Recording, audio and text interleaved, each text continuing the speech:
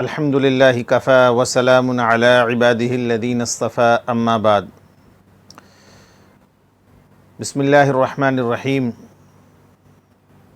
انا اعطیناک الکوثر فصل لربک وانحر ان شانئک هو الابتر۔ عزیزان گرامی، دوستو، ساتھیو، بہت جلد عنقریب قربانی کا مہینہ یعنی ذو الحجہ کا مہینہ آنے والا ہے، اور ذو الحجہ کے مہینے میں تمام مسلمانوں کو جو صاحب نصاب ہیں ایک چیز سے واسطہ پڑتا ہے، وہ قربانی ہے۔ یہ قربانی قرب سے ہے، یعنی کہ نزدیکی، کہ جب آدمی کسی کے لیے کسی چیز کو قربان کرتا ہے تو اس سے وہ قریب ہوتا ہے۔ اور قربانی یہ ہر مذہب میں ہے۔ ہندوازم میں دیکھیں گے آپ تو بلی دی جاتی ہے، جانوروں کی بلی دی جاتی ہے، اور دیگر مذاہب کے اندر بھی قربانی ایک مقدس عبادت ہے۔ تو اسلام نے بھی اس قربانی کو برقرار رکھا ہے۔ رسول پاک علیہ الصلاۃ والسلام جب مکہ سے مدینہ ہجرت کر کے گئے تو آپ صلی اللہ علیہ وسلم جتنے سال مدینہ میں رہیں اور آخر تک آپ رہیں، آپ نے کسی سال بھی قربانی کو ترک نہیں کیا۔ امام ابو حنیفہ رحمۃ اللہ علیہ کے نزدیک قربانی کرنا یہ واجب ہے، اور ان کی اپنے پاس دلیل بھی ہے کہ قرآن پاک کی جو ایک صورت ہے جو تمام مسلمانوں کو لگ بھگ یاد ہے، انا اعطیناک الکوثر فصلی لربک وانحر ان شانئک هو الابتر، کہ نبی ہم نے آپ کو خیر کثیر عطا کیا تو آپ نماز پڑھیے، یعنی کہ عید کی نماز پڑھیے، عید کی نماز پڑھنے کے بعد پھر آپ قربانی کیجئے۔ تو قربانی کا یہ جو وجوب ہے یہ اس سے بھی ثابت ہوتا ہے کہ حضور پاک علیہ الصلاۃ والسلام نے اپنی پوری زندگی میں کبھی بھی قربانی ترک نہیں کی۔ صحابہ رضوان اللہ تعالیٰ علیہم اجمعین نے حضور صلی اللہ علیہ وسلم سے پوچھا کہ حضور یہ قربانی کیا ہے؟ تو حضور پاک علیہ الصلاۃ والسلام نے فرمایا کہ یہ تمہارے باپ ابراہیم علیہ الصلاۃ والسلام کی سنت ہے۔ صحابہ نے پوچھا کہ حضور اس میں ہمیں کیا ملے گا؟ تو رسول اللہ صلی اللہ علیہ وسلم نے فرمایا کہ ہر ایک بال کے بدلے میں عوض میں ایک نیکی تم کو ملے گی۔ اللہ تبارک و تعالیٰ کو قربانی کے دنوں میں کوئی چیز بھی محبوب نہیں سوائے قربانی کے، اور قربانی کا خون زمین پر گرتا ہے، گرنے سے پہلے ہی وہ قربانی اللہ تبارک و تعالیٰ کے ہاں مقبول ہو جاتی ہے۔ تو قربانی کی بڑی فضیلتیں ہیں، اور قربانی ہر مسلمان کو کرنا چاہیے جو صاحب نصاب ہو۔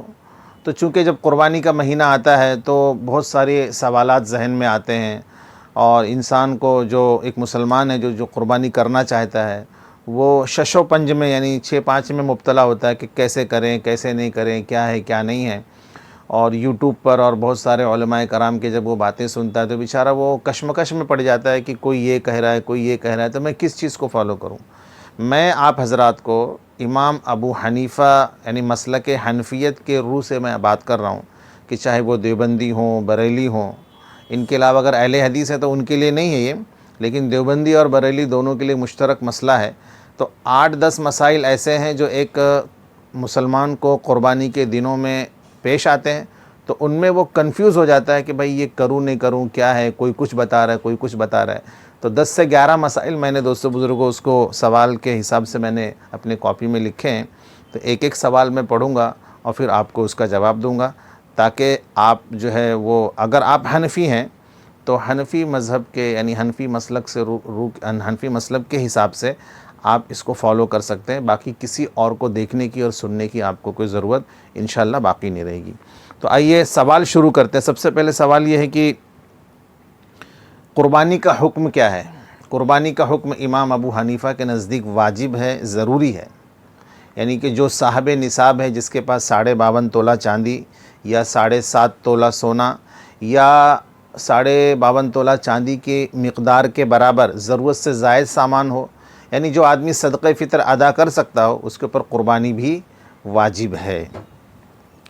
دوسرا سوال یہ ہے کہ کیا قربانی پورے گھر کی طرف سے اگر ایک آدمی قربانی کر لے تو کیا سب کی طرف سے ادا ہو جائے گا؟ تو یاد رکھیں، امام ابو حنیفہ کے نزدیک ایک آدمی کے قربانی کرنے سے پورے گھر کی طرف سے ادا نہیں ہوگا، چاہے وہ اس کی نیت کرے یا نہ کرے، کیونکہ ہر ایک پر فرداً قربانی کرنا یہ واجب اور ضروری ہے، بشرطے کہ وہ سارے گھر والے صاحب نصاب ہوں، 52.5 تولہ چاندی یا 7.5 تولہ سونا یا 52.5 تولہ چاندی کی مالیت کے بقدر ضرورت سے زائد سامان ان کی ملکیت میں ہو، تو ہر ایک پر قربانی کرنا فرداً واجب اور ضروری ہے۔ تیسرا سوال یہ ہے کہ قربانی کس کی ہوتی ہے؟ بہت اچھا سوال ہے کہ بہت سارے جانور ایسے ہیں کہ جو حلال ہے، کھائے جاتے ہیں، لیکن کیا ان کی قربانی ہے؟ تو ان کی قربانی، جیسے کہ ہرن کھایا جاتا ہے، تو کوئی یہ کہے کہ میں ہرن کی قربانی کروں، تو ہرن کی قربانی نہیں ہے، کیونکہ رسول پاک علیہ الصلاۃ والسلام کے زمانے میں ہرن کی قربانی نہیں ہوئی تھی، تو اس کے لیے ہرن کی قربانی نہیں دی جا سکتی ہے۔ تو قربانی کس کی دینا ہے؟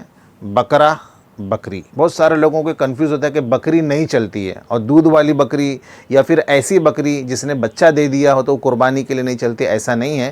بکرا، بکری دونوں کی قربانی آپ کر سکتے ہیں۔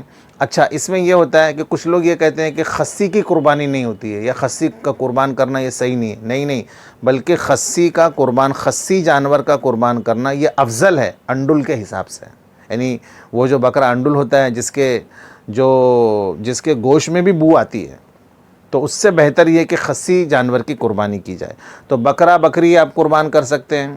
اسی طریقے سے بھیڑ ہے، بھیڑی ہے، دمبا ہے، دمبی ہے، اور مینڈا ہے، مینڈی ہے، تو یہ تو چھوٹے جانور ہو گئے۔ اور بڑے جانور میں گائے، بیل، بھینسا، بھینسی، اور اس کے علاوہ اونٹ، یہ اتنے جانوروں کی قربانی آپ کو کرنا ہے۔ اس کے علاوہ دوسرے جانور کی قربانی آپ نہیں کر سکتے قربانی کی نیت سے۔ چوتھا سوال ہے کہ قربانی کا جانور کتنے سال کا ہونا چاہیے؟ بہت اچھا سوال ہے۔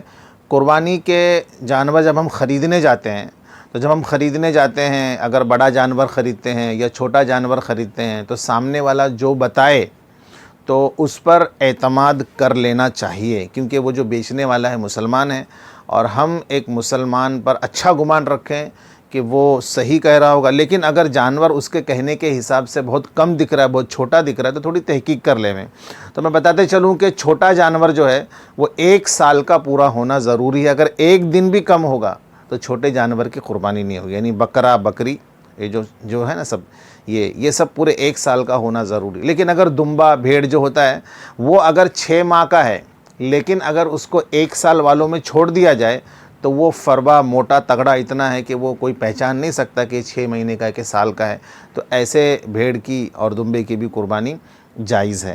لیکن بکرا اور بکری اگر 1 دن بھی کم ہوں گے تو ان کی قربانی صحیح نہیں ہے۔ لیکن اگر آپ خریدنے جاتے ہیں اور آپ کو جو ہے وہ بیچنے والا، بکرا بیچنے والا یہ کہتا ہے کہ نہیں بھائی یہ 1 سال کے اوپر کا ہے، اور اس کی علامت یہ ہے کہ عام طور پر 2 دانت آگے کے ہوتے، تو ہم یہ دیکھ کر کے اندازہ لگا لیتے ہیں کہ ہاں یہ 1 سال کا ہے۔ اگر اس کے 2 دانت نہ ہو، لیکن کہنے والا یہ کہہ رہا ہے کہ 1 سال کا پورا ہو چکا ہے، یا ہم نے اپنے پاس اس کو پالا اور 1 سال اس کا کمپلیٹ ہو گیا ہمارے پاس، لیکن اس کو 2 دانت نہیں نکلے، تو 2 دانت یہ علامت ہے سال کے، لیکن یہ ضروری نہیں کہ 2 دانت ہونا ضروری ہے۔ آگے چلتے ہیں کہ اس کے بعد بھینسا، گائے اور بیل یہ پورے 2 سال کے ہونے ضروری ہے۔ اگر 1 بھی دن کم ہوگا تو ان کی قربانی صحیح نہیں ہے۔ اس کے علاوہ آپ آگے بڑھیں، اونٹ اور اونٹنی یہ پورے 5 سال کے ہونا ضروری ہے۔ اگر چھوٹا جانور 1 سال، اور اس کے بعد میں میڈیم جانور 2 سال، اور اس کے بعد اس سے بڑا جانور یہ پورے 5 سال کے اگر ہو جائیں تو ان کی قربانی کرنا بالکل صحیح اور درست ہے۔ 5واں سوال یہ ہے کہ بڑے اور چھوٹے جانور میں کتنا حصہ ہوتا ہے؟ بہت اہم سوال ہے کہ بڑا جانور اگر ہے، جیسے اونٹ ہے، گائے، بیل، بھینس، تو اس میں 7 حصے ہیں۔ اونٹ میں بھی 7 ہے، کچھ لوگ کہتے ہیں کہ نہیں اونٹ میں 9 ہے، وہ بہت بڑا ہے، اس کے اوپر 5 سال کی قید رکھی گئی تو وہ اور بڑا ہوتا ہے، تو اس میں 9 یا 11 ہونا چاہیے، ایسا نہیں ہے۔ اونٹ میں بھی 7 ہے، گائے، بیل، بھینس ویسے میں بھی 7 ہی ہے۔ اور چھوٹا جانور وہ چاہے کتنا ہی موٹا ہو، چاہے کتنا ہی قیمتی ہو، صرف ایک آدمی پر ہی قربانی اس کی، مطلب ایک آدمی کی طرف سے ہی قربانی اس کی کر سکتے ہیں، یعنی ایک ہی حصہ اس میں ہوتا ہے۔ چھٹا سوال یہ ہے کہ بچوں اور میت کی طرف سے قربانی کرنا کیسا؟ یہ بہت ابھی دیکھیے، ابھی قربانی کا وقت جیسے جیسے قریب آئے گا تو بہت سوشل میڈیا پر، یوٹیوب پر، فیس بک پر یہ چلے گا کہ میت کی طرف سے قربانی کرنا درست نہیں ہے. یہ کسی کے نزدیک ہوگا، جیسے اہل حدیث حضرات ہیں، دیگر لوگ ہیں، ان کے ہاں میت کی طرف سے قربانی کرنا یا ایصال ثواب کرنا یا درست نہیں. لیکن امام ابو حنیفہ رحمۃ اللہ علیہ کے نزدیک ان کی اپنی دلیل ہے کہ میت کے طرف سے بھی قربانی کی جا سکتی ہے اور بچوں کی طرف سے بھی قربانی کی جا سکتی ہے اور ان کو اس کا ثواب بھی پہنچتا ہے، بشرطے کہ جو قربانی کر رہا ہے اگر وہ صاحب نصاب ہے، اپنی طرف سے نہ کرتے ہوئے ان کی طرف سے کرے گا تو وہ خود گنہگار ہوگا. پہلے اپنی طرف سے کرے، اس کے بعد میں اگر بچتا ہے، گنجائش ہے، تو پھر اپنے وہ مرحومین کی طرف سے کر سکتا ہے. 7واں سوال ہے کہ حضور کی طرف سے قربانی کرنے کا کیا حکم ہے اور اللہ کی طرف سے قربانی کرنے کا کیا حکم ہے. تو حضور کی طرف سے بھی قربانی ضرور کرنا چاہیے، بلکہ صحابہ کی طرف سے کرنا چاہیے. پیر، پیغمبر، اولیاء کرام جو بھی اللہ والے دنیا سے گئے ہیں، وہ ان کی ہی وجہ سے، ان کی طفیل سے ہم کو آج یہ اسلام ہمارے گھروں تک پہنچا ہے. نہیں تو اس کفرستان کے اندر اسلام کہاں سے آتا؟ خواجہ معین الدین چشتی رحمۃ اللہ علیہ کی کتنی قربانی ہے، صابر کلیری رحمۃ اللہ علیہ کی کتنی قربانی، دیگر جتنے بھی اولیاء کرام انڈیا کے اندر یا پورے دنیا کے اندر وہ پھیلے ہیں، انہوں نے کتنی قربانیاں دی ہیں. اگر ہم ان کی طرف سے قربانی نہ کریں تو یہ ہمارے لیے بد نصیبی اور محرومی کی بات ہے، بشرطے کہ ہم اپنی طرف سے کر لیں. اس کے بعد میں حضور کی طرف سے، چاروں خلفائے راشدین کی طرف سے یا دیگر صحابہ کی طرف سے یا پھر دیگر انبیاء کی طرف سے یا پیر، پیغمبر، اولیاء، کسی بھی نیک شخص کے لیے ہم قربانی ہمیں کرنا چاہیے اگر گنجائش ہے تو. لیکن پہلے اپنی طرف سے کریں، اس کے بعد ان کی طرف سے کریں. ایک اور سوال ہے، ایک صاحب نے بھی کہا کہ میں قربانی اللہ کی طرف سے کرتا ہوں، یعنی اللہ. ارے بھائی، ساری قربانی اللہ ہی کے لیے ہوتی ہے، اور یہ جو قربانی کرنے کا جو مقصد ہوتا ہے کہ ہم نے جو قربانی کی تو اس کا ثواب جو ہے یہ کس کو پہنچے؟ جس کی طرف سے قربانی کی یا جس نے قربانی کی ہے اس کو پہنچے. تو اللہ تبارک و تعالیٰ کیا ثواب کا محتاج ہے؟ نعوذ باللہ. نہیں. ساری قربانی وہ اللہ ہی کے نام پہ ہوتی ہے، غیر اللہ کے نام پہ کوئی قربانی نہیں ہوتی. غیر اللہ کے نام پہ اگر قربانی ہوگی تو قربانی درست بھی نہیں ہوگی. تو اللہ کے نام سے قربانی تو سب کرنا ہے، لیکن اللہ کو ثواب نہیں پہنچانا ہے.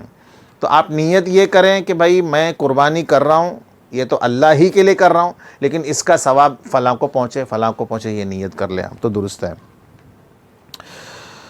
8واں سوال یہ کہ پہلی قربانی گھر کی ہو تو کیا کرے؟ بہت سارے لوگوں کو جب دین کا جذبہ آتا ہے، تھوڑے لوگ بتاتے ہیں کہ بھائی آپ کے پاس مال آیا ہے، آپ قربانی کیوں نہیں کرتے ہیں؟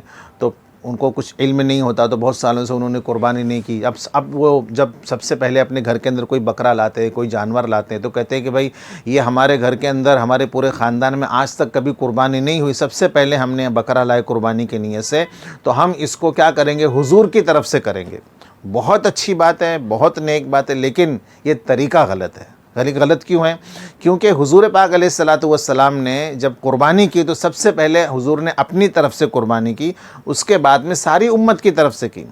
آپ کو یہ چاہیے کہ آپ کو گنجائش اگر اللہ نے دی ہے تو آپ کا چاہے پہلی قربانی ہو گھر کی یا پھر آپ نے کئی قربانی کر لی ہو، سب سے پہلے اگر آپ صاحب نصاب ہیں تو آپ کو اپنی طرف سے قربانی کرنی ہے. اس کے بعد گنجائش ہے تو حضور کی طرف سے قربانی کریں، چاہے وہ پہلی ہو یا پھر آخری ہو. نمبر 9، عورتوں کی طرف سے عورتوں کو قربانی کرنا. ہاں بالکل، جیسے مرد پر سارے احکامات شریعت کے لاگو ہیں، نماز ہے، روزہ ہے، زکوٰۃ ہے، حج ہے، اسی طریقے سے قربانی کا حکم بھی شریعت کا ان کے پر لاگو ہوتا ہے اگر وہ صاحب نصاب ہیں. اور صاحب نصاب کیا؟ میں تو کہتا ہوں کہ دنیا کی ساری عورتیں صاحب نصاب ہیں. ایک بار تو ایسا ہو سکتا ہے کہ مرد صاحب نصاب نہ ہو، لیکن دنیا کی ساری عورتیں صاحب نصاب ہیں، الا ماشاءاللہ کوئی ایک آدھ عورت بچ جائے گی، لیکن ہر عورت غریب سے غریب جو وہ صاحب نصاب ہے. کیوں؟ کیونکہ اس کے پاس اتنا سونا رہتا ہے جو 52.5 تولہ چاندی کی مالیت کو پہنچ جائے، تو اس کے اوپر تو قربانی واجب اور ضروری ہے.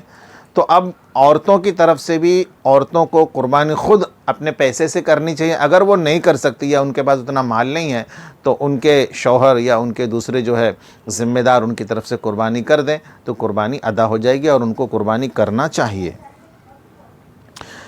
10واں سوال یہ ہے کہ ایک بہت پوچھا جاتا ہے، ارے میں تو قرض دار ہوں، میں تو مقروض ہوں، تو کیا میرے اوپر قربانی ہے کیا؟ اگر واقعی میں آپ قرض دار ہیں، بیمار ہو گئے، لاکھوں روپے کا قرض ہو گیا، 1.5-2 سال سے لاک ڈاؤن چل رہا ہے، اس کے اندر آپ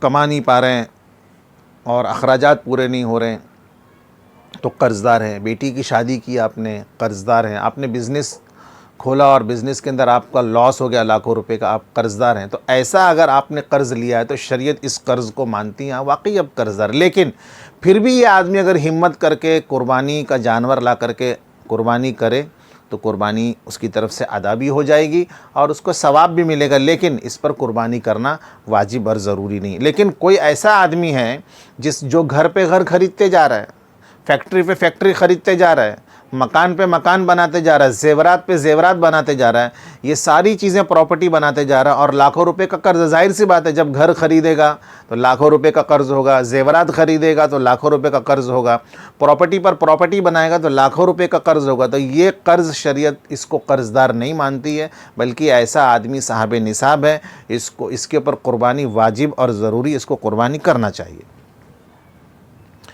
11واں سوال یہ کہ کیا قربانی ہر سال کرنا ہے؟ بالکل ہر سال قربانی کرنا ہے۔ ایک بہت بڑی غلط فہمی ہے کہ اکثر میں نے بھی دیکھا ہے کہ جب میں جاتا ہوں قربانی کرنے کے لیے تو پھر میں پوچھتا ہوں کہ بھائی یہ جانور کس کے نام سے قربان کرنا ہے؟ تو پھر وہ جو گھر کے مالک ہوتے ہیں وہ کہتے ہیں کہ پچھلے سال میں نے میرے نام سے کیا تھا، اس سال میں سوچ رہا ہوں کہ امی کے نام سے کر دوں یا بیوی کے نام سے کر دوں۔ میں نے بولا کیوں ایسا؟ بولے نہیں، پچھلے سال تو میں نے کیا تھا، میرے پچھلے سال تو میرے نام سے ہو گئی تھی۔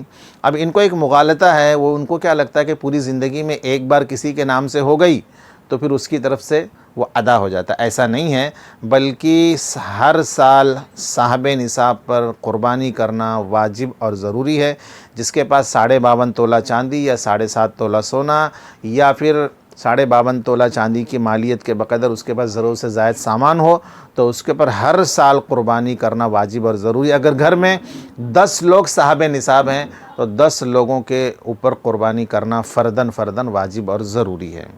ٹھیک ہے، یہ 11 ایسے سوالات تھے جو میں نے آپ حضرات کے سامنے پیش کیے، اور مجھے ایسا لگتا ہے کہ ان سوالات سے ہر ایک قربانی کرنے والے مسلمان بھائیوں کا سابقہ پڑتا ہے، تو وہ اس کشمکش میں رہتے ہیں کہ کیا کریں کیا نہیں کریں، کس مسلک کو فالو کریں۔ میں پھر سے اپنی بات کو ریپیٹ کرتا ہوں کہ اگر آپ سنی یعنی کہ اہل السنت والجماعت یعنی کہ آپ بریلی ہیں، دیوبندی ہیں، تو آپ امام ابو حنیفہ کے مسلک کو مانتے ہیں، کنفرم ہے 100%، تو حنفی مسلک کے روح سے یہ 11 کے 11 مسائل ایک دم پکے ہیں، مضبوط ہیں، آپ اس پر عمل کریں، کسی اور طرف آپ دھیان نہ دیں، انشاءاللہ تبارک و تعالی آپ کی قربانی بھی صحیح ہوگی اور اللہ تبارک و تعالی کے ہاں عند اللہ مقبول بھی ہوگی۔ وآخر دعوانا ان الحمدللہ رب العالمین۔